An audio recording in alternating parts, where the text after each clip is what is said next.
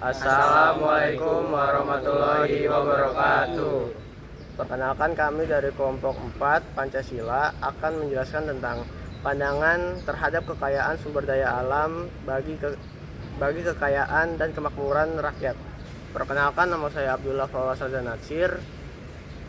Perkenalkan, nama saya Ade Septa Fajiran. Nama saya Fadil Malik Abdullah. Perkenalkan, nama saya Bro Rusli Samudro. Perkenalkan, nama saya Aditya Dafan Hafiz. Saya Chandra Maulana. Di sini kami akan menyampaikan materi ini.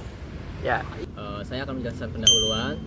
Indonesia dikenal sebagai negara dengan kekayaan sumber daya alam yang melimpah, mulai dari hutan tropis, hasil pertanian, perikanan, energi, hingga mineral tambang.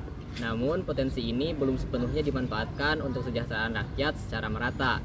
Oleh karena itu, Pancasila sebagai dasar negara menjadi pedoman penting agar kekayaan nasional dikelola dengan prinsip keadilan, keberlanjutan, dan kemanusiaan. Dan kali ini adalah untuk menjelaskan hubungan antara Pancasila dan pengelolaan sumber daya alam. Untuk menunjukkan bahwa sumber daya alam merupakan kekayaan nasional, bukan hanya milik kelompok tertentu.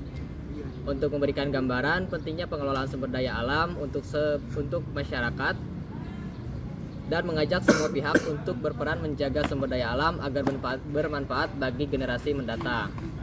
Dasar filosofis Pancasila. Pancasila adalah dasar negara sekaligus pandangan hidup bangsa Indonesia. Seluruh aspek kehidupan bangsa, termasuk pengelolaan sumber daya alam, harus didasarkan nilai-nilai Pancasila. Pancasila memuat nilai moral, spiritual, sosial, dan keadilan yang dapat menjadi pedoman agar SDA tidak hanya menjadi komoditas ekonomi, tetapi juga sarana mewujudkan kesejahteraan, persatuan, kelestarian lingkungan. Landasan hukum pengelola sumber daya alam tertulang pada pasal 33 UUD 1945 ayat 3, bumi dan air serta kekayaan alam yang terkandung di dalam dikuasai oleh negara dan dipergunakan untuk sebesar-besarnya kemakmuran rakyat. Artinya, negara memiliki kewajiban untuk mengelola sumber daya alam bukan untuk keuntungan segelintir orang atau pihak asing, melainkan demi kesejahteraan seluruh warga negara. Konstitusi ini menjadi dasar utama mengatur sumber daya alam Indonesia. Ketuhanan sila pertama dan sila kedua. Pengelola sumber daya alam harus diiringi kesadaran bahwa semua kekayaan alam adalah anugerah Tuhan Yang Maha Esa. Oleh karena itu, manusia wajib bersyukur dan bertanggung jawab terhadap alam.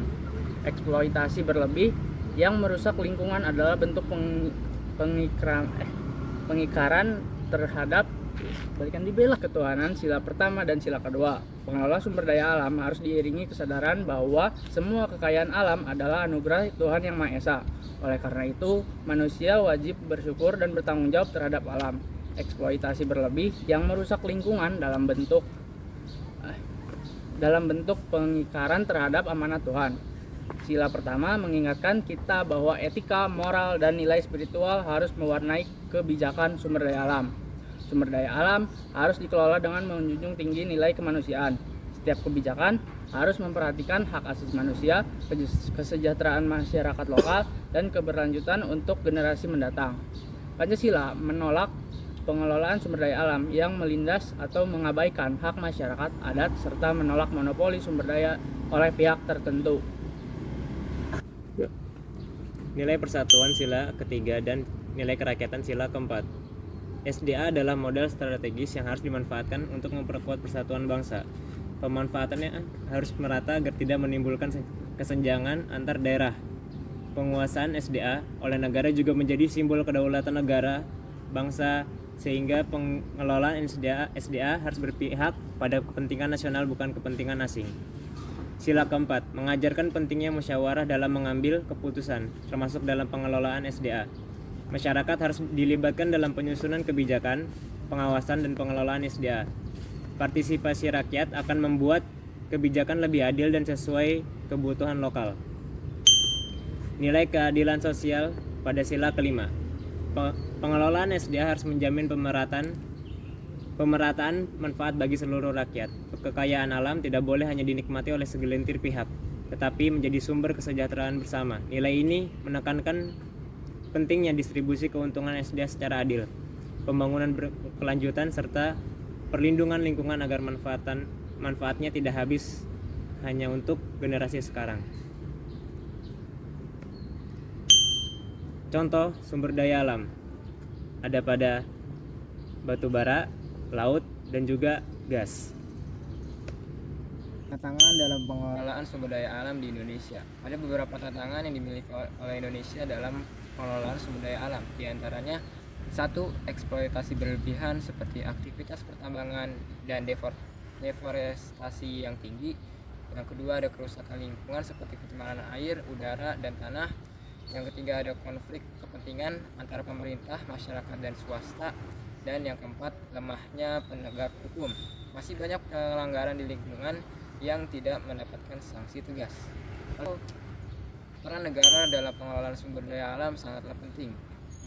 Contoh di antara peran negara dalam sumber daya alam yang pertama adalah membuat regulasi dan kebijakan untuk pengelolaan sumber daya alam berkelanjutan. Yang kedua, mengawasi distribusi pemanfaatan sumber daya alam agar adil dan merata. Yang ketiga, meningkatkan kapasitas pengelolaan sumber daya alam melalui riset dan teknologi. Dan yang keempat adalah melindungi sumber daya alam dari eksploitasi asing yang merugikan bangsa Indonesia sendiri. Selanjutnya di sini ada peran masyarakat. Yang pertama yaitu menjaga kelestarian lingkungan di tingkat lokal.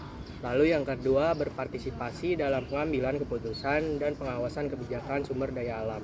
Lalu yang ketiga, memanfaatkan sumber daya alam secara bijak untuk berkelanjutan. Dan yang keempat yaitu mendorong ekonomi lokal berbasis sumber daya alam yang ada.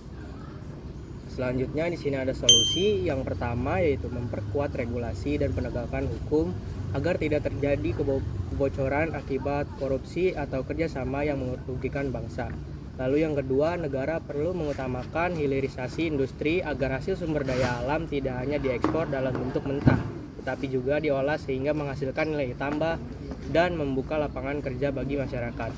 Lalu yang terakhir, hasil pengelolaan kekayaan nasional harus digunakan sebesar-besarnya untuk kepentingan rakyat seperti pendidikan, kesehatan, dan pembangunan infrastruktur. Negara memiliki tanggung jawab utama dalam memastikan pengelolaan SDA dilakukan sebesar-besarnya untuk kemakmuran rakyat, sesuai dengan amanat Undang-Undang Dasar 1945. Namun partisipasi aktif masyarakat juga sangat diperlukan agar pengelolaan tidak hanya berpihak pada segelintir pihak. Sinergi antara negara dan masyarakat menjadi kunci dalam mencegah eksploitasi berlebihan, penyalahgunaan wewenang, serta kerusakan ekosistem yang dapat mengancam keberlangsungan hidup bangsa. Dengan pengawalan yang berlandaskan Pancasila, SDA dapat menjadi kekuatan strategis yang tidak hanya meningkatkan kesejahteraan rakyat, tetapi juga memperkuat persatuan, kedaulatan, serta martabat bangsa di tengah dinamika global. Jadi kesimpulan pada materinya adalah sumber daya alam merupakan amanat Tuhan Yang Maha Esa yang harus dikelola dengan penuh tanggung jawab sesuai dengan nilai-nilai luhur Pancasila. Pengelolaan SDA tidak hanya ditujukan untuk memperoleh keuntungan ekonomi, tetapi juga harus menjamin keadilan sosial, menghormati hak asasi manusia, serta menjaga kelestarian lingkungan demi keberlanjutan hidup generasi mendatang. Dalam kerangka Pancasila, setiap pengelolaan kekayaan alam harus mencerminkan nilai ketuhanan, menjunjung tinggi kemanusiaan, memperkuat persatuan bangsa, dilaksanakan melalui musyawarah yang melibatkan kepentingan rakyat, serta diarahkan untuk mewujudkan keadilan sosial bagi seluruh masyarakat Indonesia. Dengan demikian, SDA menjadi salah satu pilar penting dalam membangun kedaulatan nasional sekaligus sebagai tercapainya kesejahteraan bersama. Ya, sekian dari kami kelompok 4. Kalau kurang mohon maaf. Wassalamualaikum warahmatullahi wabarakatuh.